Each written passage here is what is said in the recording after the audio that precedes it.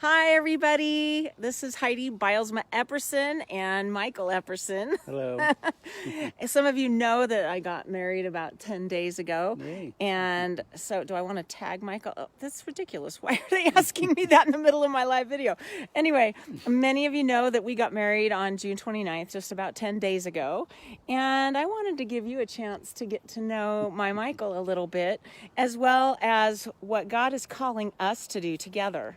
And I'm excited about that because I have no other device that will let us do this together. I'm probably going to have to either squeeze in real close to him, which I love, or I'm going to have to just focus it on him and then focus on me. So anyway, bear with us as we learn this.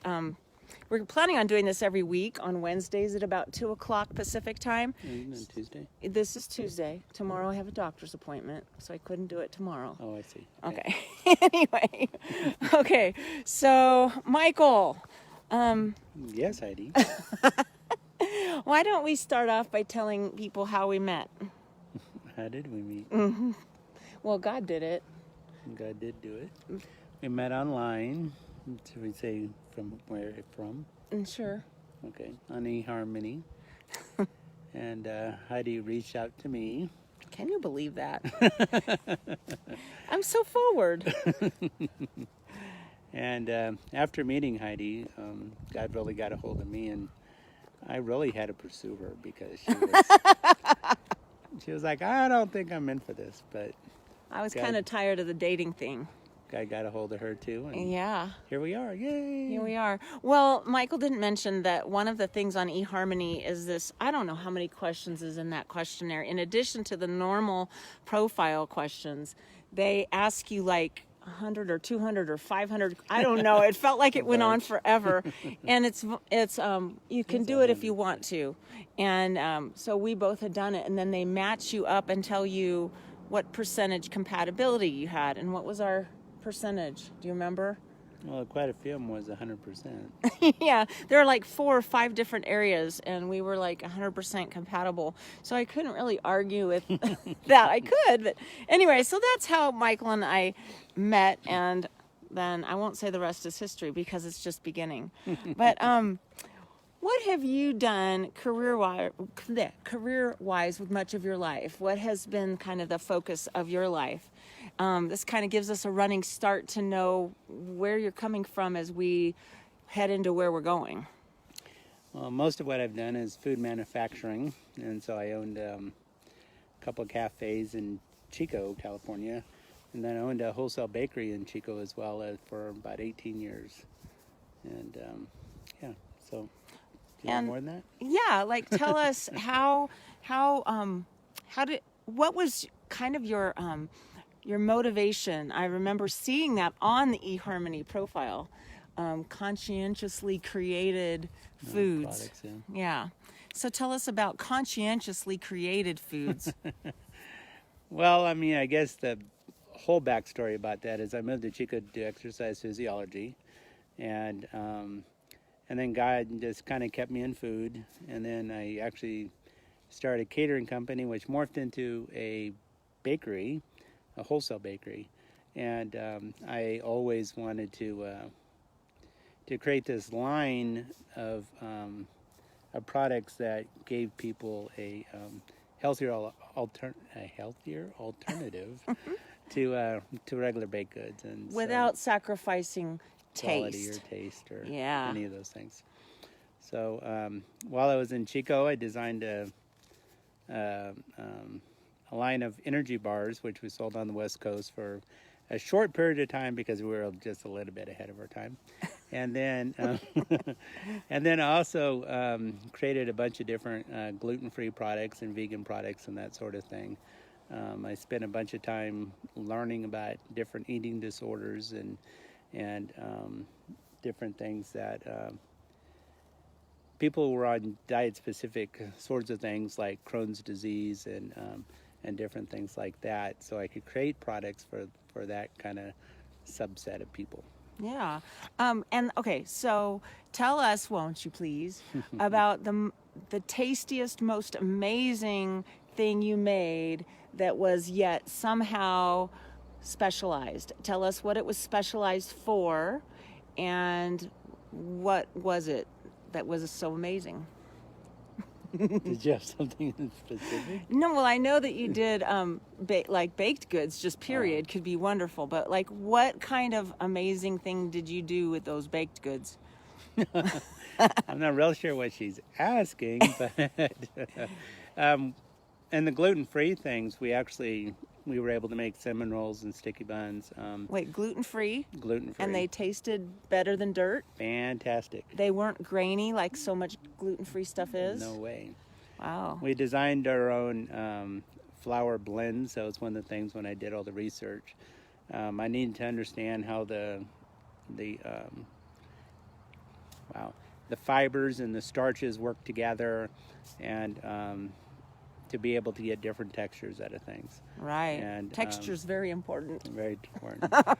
So like our stuff for our danishes, the flour blend was a lot different than like for our cookies or our breads. Really? And that sort of thing. And then we even started making our own vegan margarines and stuff, just because a lot of that stuff in the store was, it has so much junk in it that they can pretend it's healthy, but it's not. So we created a bunch of our own flavors. We produced a bunch of our own flavors for the same reason. A lot of them had different sugars and things like that I wasn't willing to put into our products. And so... Did you use artificial flavoring? I mean, No. Sweeteners or whatever? Are you kidding? Yes, I actually am. But I thought for the benefit of the studio audience, we should ask the question. We did try to use alternative sugars like coconut sugar and different things like that. Tapioca syrup, not tapioca, but tapioca syrup and rice syrup and different things like that. But we didn't use any artificial. No corn syrup either? No corn syrup. And no artificial sweeteners. No artificial sweeteners, no artificial flavorings. Awesome. Okay. Yeah. We try to make the best product that we could. My theory's always been, what is it? Let's process more natural, and so that included the ingredients that we put in our own products. So. Yeah, and the tastiest possible thing with the least possible yuck in it. Yes. Yeah, although you wouldn't have said it like that. Anyway, all right, so now fast forward to where we are today, and you just recently received certification. Tell us about the certification you received and what's God up to. That's a good question. We need to ask God what God's up to. But, we have been. I just got a mind, body, eating certification from the Institute of Psychology of Eating. Mind, body, eating coach certification. Yeah, what she said. So he gets to be a coach, certified. So in the meantime, though, through the certification, number one, it was interesting how many of the concepts that they use that Heidi's been using in Thin Within for years. And years. And years and years. No, I'm just joking. Judy did that. Yeah, Judy did that for years and years and years. Yeah. Anyway, but which kind of shows me, in fact, Judy Holiday came to our wedding, which was awesome. Yeah. And when I was talking to her about it, a lot of those things, the things that she taught, back in the late 70s even, yes. Have now become more mainstream or common thought, I would say. Hi. And so all that stuff was really interesting, but they deal a lot with using past trauma and different things that are holding people in bondage, not only in food, but other things as well. And so I kind of definitely grew my thought and my desire to not only help people with food themselves, but all those things. I think a lot of those compulsive behaviors definitely have the same root, and to explore how we can help people to break free of that, but also to draw closer to Christ. I think it's a really cool thing to do. Yay. And we are planning on elaborating on some of these things, like the ministry, Michael's certification, and in the weeks ahead. So little tiny tidbits here and there. But stop. Anyway, well, all right. So last question for this particular broadcast. We have joined together, of course. Felt like God is leading us together, not just to be married, but to be ministry partners.